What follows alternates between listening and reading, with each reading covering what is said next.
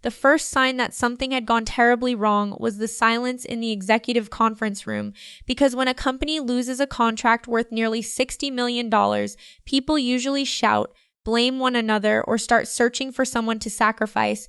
But that morning, every voice had disappeared, as if the building itself were holding its breath. 3 days earlier, I had been the person everyone ignored while my new director, Blake Mercer, presented himself as the brilliant architect of our biggest client relationship.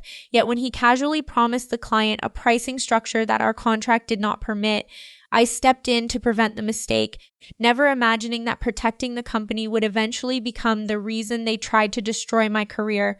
My name is Elise Harper, and for 7 years I had quietly managed the North Star account from a cramped office overlooking the loading docks, learning every clause, every renewal condition, and every preference of the people who trusted us with their business, while Blake had arrived only 6 months earlier because his mother sat on the company's board and immediately received the title I had spent years working toward.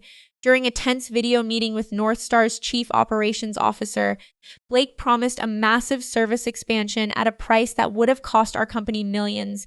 And when I interrupted to explain that the offer required legal approval, he ended the call with an embarrassed smile, later telling his mother that I had deliberately challenged him in front of an important client and made him look incompetent.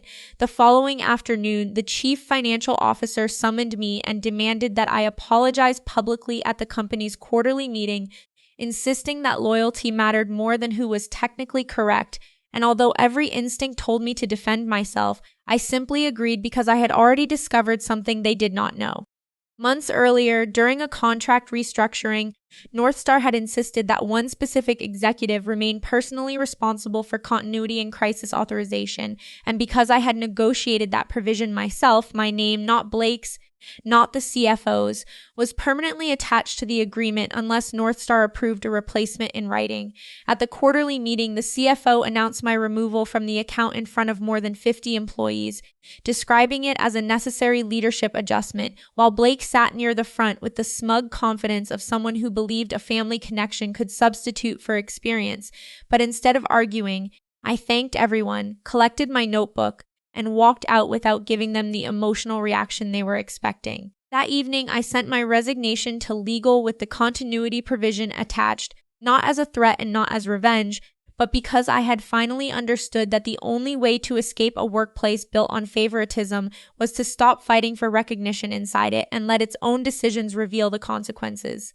The collapse began at 8:16 the next morning when North Star's legal department contacted our company demanding to know why its designated executive had suddenly disappeared, and within minutes their procurement director placed the renewal process on hold, explaining that their agreement required written approval before anyone could replace me as the continuity officer. Blake attempted to reassure them with a polished email full of promises about seamless leadership, but North Star's response was devastatingly simple. They had never authorized him. They did not recognize his authority under the agreement, and unless I returned to the discussion or they received formal approval for another qualified executive, they were prepared to begin transferring their business to a competitor. By lunchtime, the executive floor had transformed into a crisis center, with lawyers reviewing old correspondence, directors arguing over who had approved my removal, and the CFO repeatedly insisting that my resignation had been voluntary, even though several employees had witnessed him announcing my replacement before I had submitted it, while Blake suddenly stopped answering calls and disappeared from the office. Then the company's general counsel found an email from me sent months earlier in which I had warned that changing the account's designated executive without client authorization could trigger termination rights, and the realization hit everyone at once. They had not lost the account because I had resigned.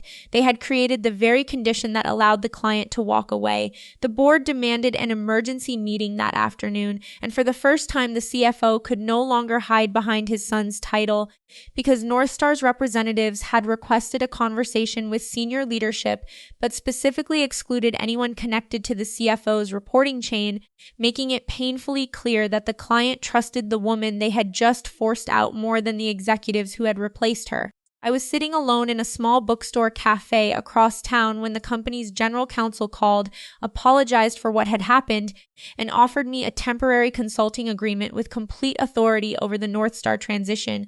But I declined because the most important thing I had learned was that respect given only after disaster is not the same as respect earned before it. 2 weeks later, North Star signed a revised agreement with another executive team after completing its transition plan. And although the company managed to preserve part of the relationship, the original contract was never fully recovered, while the CFO resigned quietly before the board could remove him, and Blake was transferred to a minor internal role where nobody cared about his impressive title. I never returned to that office, because sometimes the strongest ending is not watching the people who hurt you suffer, but realizing that you no longer need their approval. And when I received a final message from North Star's operations chief thanking me for protecting their interests even when my own company would not, I finally understood that walking away had not been my defeat. It had been the first decision I had made entirely for myself. Please subscribe to our channel and share this video with your friends. Tell me where from you watching my video.